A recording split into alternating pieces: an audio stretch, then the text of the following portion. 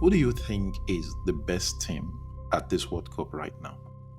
Just based on what you've seen, who's playing the best football? Because here's what the data actually says. The team that plays the best football in a World Cup by almost every metric available, like the most shots, most chances created, best possession, best expected goals, lifts the trophy less than a third of the time. So that means two out of every three World Cups, the team that statistically deserved to win did not win. Now, I know what you're thinking. Football isn't just about statistics. And you're right, it isn't. But what if the problem isn't the statistics? What if the single biggest factor deciding who wins a World Cup isn't quality, tactics, or experience, but something far more uncomfortable to accept? What if that thing is luck? Welcome back to the hidden science of the World Cup. I'm Judge Blue Kelly, and last week we looked at how a player's bet amount decides whether they ever make it to a tournament like the World Cup. But in this week, we are asking what actually decides who wins the World Cup. To understand this, you need to sit with one thing about football that sounds obvious, but it carries consequences most fans never fully think through. Football is a low scoring game. And I know that sounds simple, but here's what it actually means. In basketball, for example, teams score around 110 points each. In American football, there are multiple touchdowns per game. Even in cricket, you score hundreds of runs in a single innings. And the thing about all that scoring is it evens things out, which means the better team scores more. The unlucky bounces happen, but they get absorbed by sheer volume. But in football, a typical World Cup match ends 1-1, maybe 2-1. The entire 90 minutes and sometimes more can change in a single moment, either by one deflection, one missed offside call, or a goalkeeper palming a shot into the path of the wrong player. In a 1-0 game, that one moment decides the whole match. And here's the mathematical reality of that. In low-scoring environments, random variation has a disproportionately huge influence on outcomes. The difference in quality between two teams, which should decide who wins, is often left to the mercy of chance. This isn't just a theory, it's a mathematical property of the sport, and it's something football's own statisticians have been quietly wrestling with for years. Now, you might have noticed something called expected goals, which is often represented by XG, showing up on broadcast graphics during this tournament. The idea is pretty straightforward. Based on where a shot is taken from, the angle, the distance, or whether the player was under pressure, statistical models work out the probability that any given shot actually results in a goal. When you add those up for both teams across a match, you get a clear picture of who actually played better football and who created the better chances, regardless of whether those chances happen to go in or not. And here's what researchers found when they applied this to World Cup tournaments. The team with the higher expected goals, the team that statistically created the better football, still lost the match somewhere around 30 to 40%. Think about what that means in a knockout tournament. In a match between a stronger team and a weaker team, even when the stronger team creates twice the quality of chances, the weaker team still wins 1 in 3 times, just because of the random variation built into a low scoring sport. If you can understand this, then you can understand how difficult it is to win the World Cup. This means to win the World Cup, you would need to win 7 knockout matches. That is, 7 times in a row, you would have to absorb the randomness and come out on top every single time. The research is pretty clear on this. The World Cup format makes it almost impossible for the best team in any honest, objective sense to consistently win. The format rewards survival, and survival at this level is partly skill and partly something else entirely: luck. Here's the part I find genuinely fascinating. When a team wins the World Cup, watch what happens. Immediately and everywhere, people start constructing a story about why they deserved it.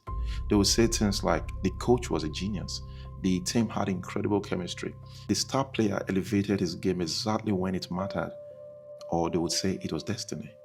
And honestly, some of that might be true. In fact, a lot of it might be true. But here's the uncomfortable question: would we be telling the exact same story about a different team if one slightly different deflection in one quarterfinal had fallen the other way? Psychologists call this the narrative fallacy. It's our deep, almost instinctive need to build a cause and effect story around any outcome, even when that outcome was substantially random. Nassim Taleb, who wrote The Black Swan, puts it this way. He said that we are pattern seeking machines living in a world that is far more random than we want to accept.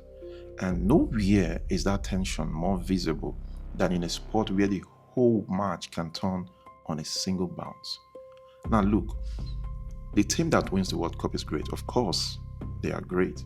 But the team that didn't win might have been just as great. In some tournaments, maybe even greater. We would never really know because in a low scoring single elimination tournament, the trophy doesn't always go to the best team. It goes to the team that was good enough and lucky enough at the exact right moment. So, history gives us plenty of examples if you know what to look for. Take the Netherlands in 1974 and 1978. They were playing what many football historians still describe as the most beautiful, technically advanced football the tournament had ever seen. That is, of course, at the time. But they lost both finals. Johan Cruyff, widely considered one of the greatest players to ever live, never won a World Cup. Another example is Brazil in 1982. A squad so technically gifted that coaches still studied them today as a benchmark for attacking football. They were eliminated despite creating more chances than almost every team they faced. The expected goal said they should have gone further. The scoreboard, however, said something completely different. And on the other side, you have teams that won World Cups while being clear underdogs on performance data, surviving through goalkeeping performances that defied all probability, and a series of knockout matches that broke every prediction model. None of these makes those winners illegitimate. They play the tournament that exists, not the one statisticians might prefer. And surviving randomness under that kind of pressure is genuinely its own kind of skill.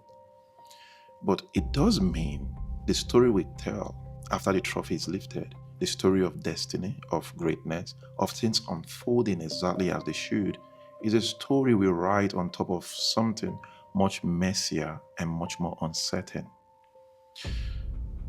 A story we tell because the alternative, that is partly luck, is a truth most of us find very difficult to sit with. Here's my conclusion. What do we do actually with this? I'm not saying the World Cup doesn't matter. I'm not saying the winners don't deserve their trophy. And I'm definitely not saying that skill is irrelevant. Of course, skill matters. But what I'm saying is that the best team doesn't always win. And the reason we resist that isn't because it's wrong. It's because our brains are built to push back against it. We need sport to feel like it rewards the best. We need outcomes to feel earned. We need a winner, and we need to believe that that winner was always going to be the winner. Because the alternative, that greatness and the recognition of greatness, can simply miss each other because of a single random deflection in the 70th minute. That is deeply unsettling. But here's what I found genuinely beautiful about knowing all this. Every time you watch a match in this tournament, really watch it, then realize that you're watching something genuinely uncertain and you're watching it unfold in real time. Something that is not scripted, not predetermined. The best team might lose today, the underdog might win.